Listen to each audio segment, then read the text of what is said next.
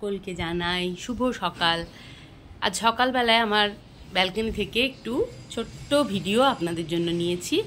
সকালটা বেশ ভালো লাগে, কাজের ব্যস্ততার মাঝে ভিডিও আর করা হয় না সেভাবে। যাই হোক, তো একটুখানি আমার যেটুকু ছোট ব্যালকনির মধ্যে গাছ আছে সেগুলোই একটু আপনাদের সাথে শেয়ার করছি। দেখুন, এই দেখুন কুমড়ো শাকের গাছ হয়েছে।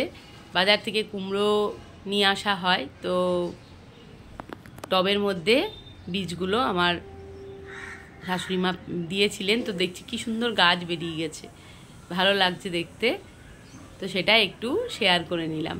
তো চলুন রান্নায় ফেরা যায়। আজকে আমি বানাবো সাউথ ইন্ডিয়ান স্টাইলের আমের চাটনি। এখানে আম নিয়েছি, কারি পাতা, আর আছে রসুন। আরও কিছু ইনগ্রিডিয়েন্টস লাগবে, সেগুলো আমি পরে বলছি।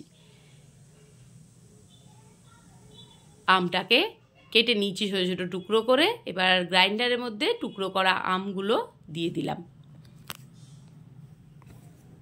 তার সাথে দেব পাকা লঙ্কা, ঝাল যে যা স্বাদ অনুযায়ী দেবেন, তবে এটা একটু ঝাল ঝাল ভালো লাগে। আর দিয়ে দিলাম নুন।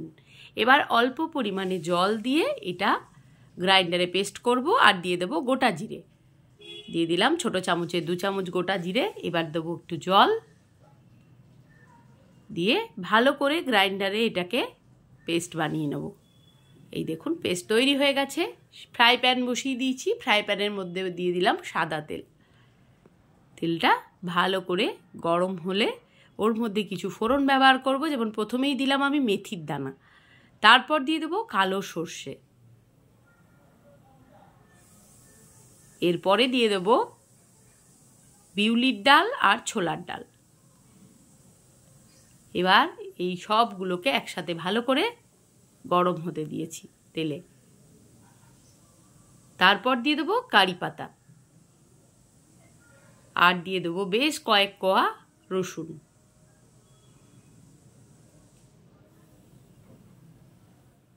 আপনারা, আমি যেমন 2টো আম নিয়েছি, আপনারা আমের পরিমাণ চাইলে বাড়া কমা করে এই ইনগ্রিডিয়েন্টসগুলো বাড়িয়ে কমিয়ে নিতে পারেন, অসুবিধা নেই। এবার ভালো করে এটাকে ভেজে নিচ্ছি। এই আচারটা আপনারা পরোটা, রুটি, ভাত সবের সাথে খেতে পারেন এবং এটা অনেক দিন স্টোর করেও রাখা যাবে। এরপর ফোড়নটা যখন গরম হয়ে সুন্দর গন্ধ ছেড়েছে, তখন ওই যে আমের পেস্টটা বানিয়েছিলাম সেটা আমি ওর মধ্যে দিয়ে দিলাম।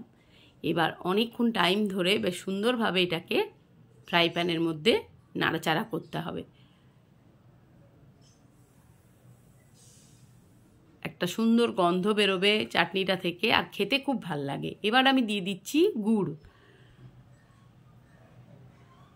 এখন দেখবেন বাজারে বেশ গুড়ের গুঁড়ো পাওয়া যায়, ডাস্টটা যেটা জাগরি পাউডার, সেটাই ব্যবহার করলাম আমি এখানে। আপনারা চাইলে চিনি গুড় যেটা খুশি ব্যবহার করতে পারেন। টক ঝাল মিষ্টি হবে আচারটা, খেতে খুব খুব ভাল লাগে এই চাটনিটা। ওই যে বললাম, ভাত, রুটি, পরোটা সব কিছুর সাথে কিন্তু এটা খাওয়া যায়। দেখুন একদম শুকনো হয়ে গেছে,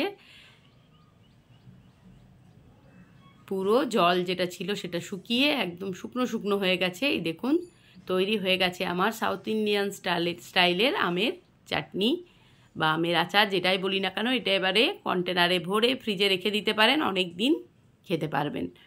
এবার চলুন ভাতের সাথে সার্ভ করে দিই।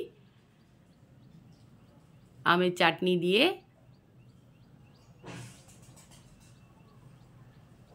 ভাত সার্ভ করে দিলাম, তার সাথে আরও বিভিন্ন রকম পদ ছিল, আর আমের চাটনি তো ছিলই। তাহলে ভিডিওটি ভালো লাগলে লাইক, কমেন্ট, শেয়ার, সাবস্ক্রাইব